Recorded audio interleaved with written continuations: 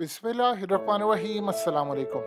आज पाकिस्तान की तारीख में बहुत बड़ा डे था और इस वक्त जस्टिस उमर अता बंदियाल जो चीफ जस्टिस ऑफ पाकिस्तान है, उन्होंने स्टैंड ले लिया है और उन्होंने कहा है आईजी को तलब करके कि आप बताएं कि आपने एफआईआर क्यों नहीं दर्ज की। और उन्होंने कहा है कि जी मैंने वजीर आला पंजाब के कहने पर एफआईआर दर्ज नहीं की और उनको हुक्म दिया गया है कि 24 घंटों के अंदर अंदर एफआईआर दर्ज करें, जिस पर इमरान खान कह रहे हैं, यानी जिसमें जनरल फैसल हैं, शहबाज शरीफ और राना सनाउल्लाह के खिलाफ 24 घंटों के अंदर अंदर आपने एफआईआर दर्ज करनी है।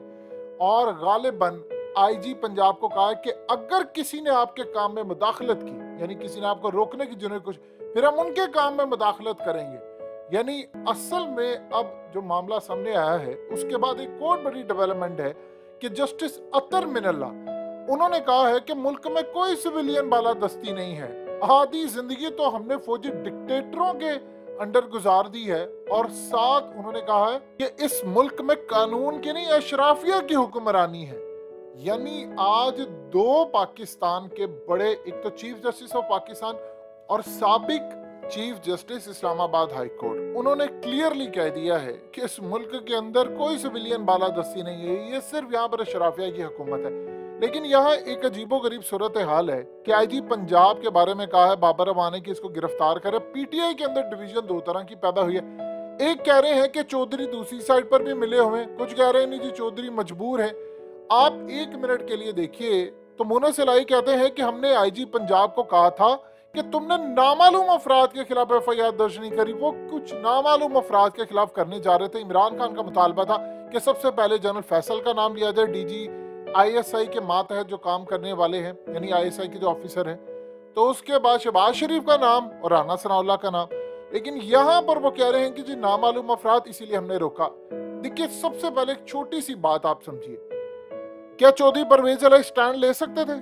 उनके हुक्म के बगैर आईजी या कोई काम कर सकता, अगर आपके हुक्म के बगैर नहीं कर सकता, यानी यही सूरत हाल आप बताइए क्या खैबर पख्तूनख्वा के अंदर हो सकती है?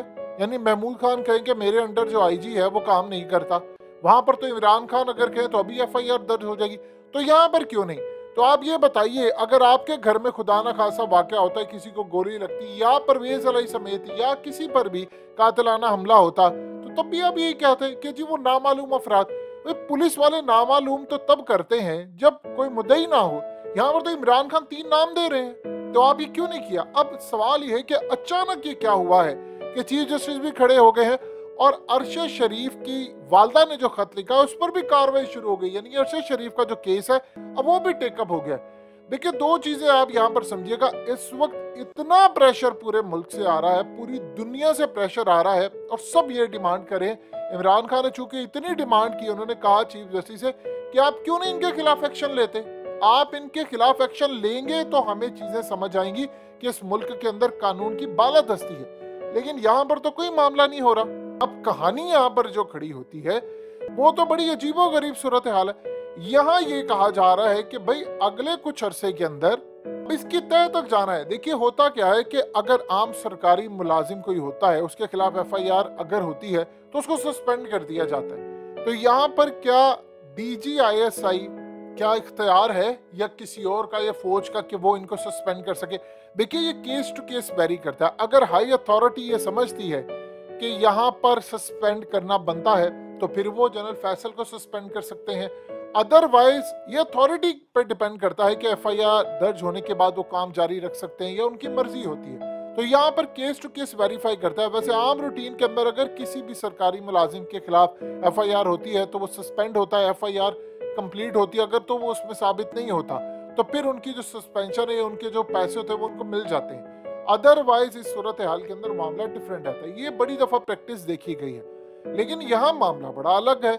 यहाँ पर अब असल में इदारे के ऊपर, जो खास तौर पर जुडिशरी का इदारा है, उसके ऊपर बड़ी शदीद उंगलियां उठ रही हैं कि भाई आप एक्शन क्यों नहीं ले रहे। मुल्क के साबिक वजीर आजम कह रहे हैं, इवन कि आज इमरान खान ने जो लेटर लिखा है उसमें भी उन्होंने डीजी आईएसआई को पॉइंट आउट किया है और डीजी आईएसपीआर की प्रेस कॉन्फ्रेंस को और सदर पाकिस्तान को कहा है कि आपने इनकी हदूद मुतय्यन करनी है कि कैसे इन्होंने एक सियासी प्रेस कॉन्फ्रेंस की।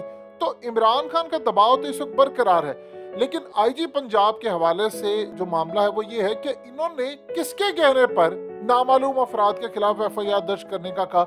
यानी ये किसके कहने पर काम करते हैं? मुल्क के अंदर वजीर आला की हुकूमत है, इमरान खान ने मार्जिन दिया है, वो कह रहे हैं कि जी नहीं चौधरी परवेज इलाही असल में वो सिस्टम की नाकामी है, फलाना है। इमरान खान ने कल अपनी तकरीर में ये बात कही कि इनके खिलाफ किसी के खिलाफ भी कोई कार्रवाई हो, यानी अगर कोई खड़ा होने की कोशिश करता है तो उसको ब्लैकमेल किया जाता है। वीडियोस का मामला, यानी ये पूरे का पूरा मुल्क वीडियोस पर चल रहा है कि कोई करेगा तो उसकी वीडियो सामने आ जाएगी, उसको डराया धमकाया जाएगा। ये मामला असल में अब खेल पूरी तरह निकलता जा रहा है। देखिए, अगर एक दफा तफ्तीश शुरू हो गई तो आप ये बताइए, अगर FIR होती है फिर तो तफ्तीश करना पड़ती है, पुलिस को उस बंदे के पास भी जाना पड़ता है, उसको बुलाना भी पड़ता है, और अगर वो हाजिर नहीं होता उसका रिप्रेजेंटेटिव। यानी ये एक नई पाकिस्तान के अंदर मिसाल कायम होगी कि एक हाजिर सर्विस, आप किसी भी जर्नैल के खिलाफ FIR दर्ज करें, राना सनाउल्लाह इंटीरियर मिनिस्टर, उनके खिलाफ FIR हो, प्राइम मिनिस्टर के खिलाफ हो, तो क्या कोई आम ऑफिसर जो होता है क्या वो जाकर इनके खिलाफ कोई तफ्तीश कर सकता है? ये पाकिस्तान में पहले कभी देखने को नहीं मिला। लेकिन इस सूरत हाल के अंदर फिर इमरान खान का जो प्रेशर है वो करेंगे पूरी तरह। वो भी परवेज इलाही को कहेंगे कि भाई नहीं, इनके खिलाफ तहकीकात करो। देखिए, कहीं ना कहीं तो तहकीकात होगी ना, अदालत के अंदर फिर आपको रिपोर्ट जमा करवानी पड़ती। एक दफा FIR कट जाए तो आपको फिर अदालत में रिपोर्ट भी देना पड़ती है, फिर मुलजिम को भी पेश करना पड़ता है। आम रूटीन में अगर किसी के खिलाफ कत्ल की FIR में वो नामजद हो जाए तो आप अदालत में लेकर जाते हो, लेकिन यहाँ तो मामला बड़ा डिफरेंट हो जाएगा और इमरान खान तो फिर प्रेशर डालेंगे। अब वो तो काम ये करेंगे कि भाई जिनके खिलाफ है, चाहे वो प्राइम मिनिस्टर कोई भी है, उसको लेकर जाओ। तो यहाँ 24 घंटे के बाद देखने वाला काम होगा कि यहाँ पर FIR दर्ज होती है या नहीं, क्योंकि उन्होंने कहा है अदालत ने अगर ऐसी सूरत हाल नहीं होती तो फिर 24 घंटे के बाद हम 100 मोटो नोटिस ले लेंगे, फिर खैर नहीं होगी जिसकी भी यहाँ पर सूरत हाल है। तो IG पंजाब तो वैसे कह रही थी मैंने तो रिजाइन करना है।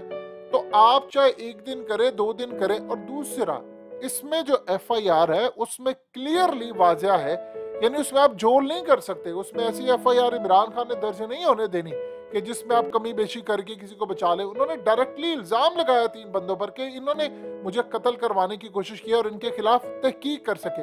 तो ये तो पाकिस्तान की तारीख में अनोखा काम होगा, और इसमें अब चीफ जस्टिस भी कूद पड़े हैं क्योंकि उन पर उंगलियां उठ रही हैं कि आपके दौर के अंदर ये इतना बड़ा काम हो गया है।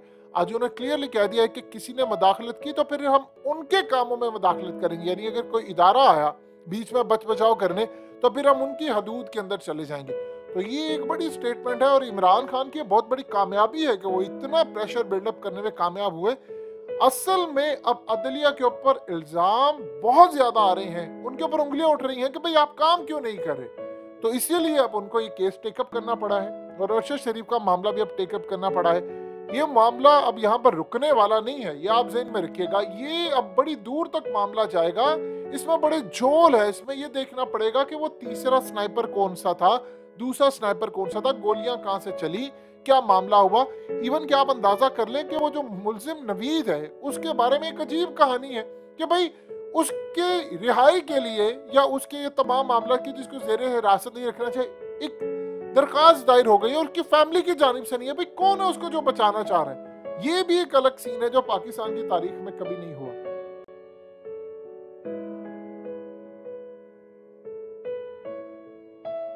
हकीकत टीवी को सब्सक्राइब करना मत भूलें, वीडियो को लाइक करें, शेयर करें और कमेंट सेक्शन में अपनी राय का इजहार जरूर करें।